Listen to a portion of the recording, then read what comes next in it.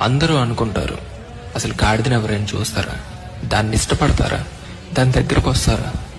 అది కష్టపడటానికి మాత్రమే పనికి వస్తుంది, ఇంకా దేనికి పనికిరాదు అని చాలామంది అనుకుంటూ ఉంటారు.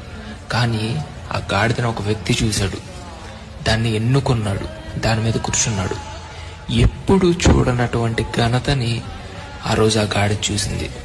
ఆయన ప్రభువైన యేసుక్రీస్తు. నిజంగా నీ జీవితంలో ఇలాంటి మాటలు వినే ఉంటావు. నువ్వెందుకు పనికిరావు, నీ మీద రూపాయి పెట్టిన ఎవరు కొనరు, ఇలాంటి మాటలు నీ జీవితంలో ఒక్కసారైనా వినే ఉంటావు.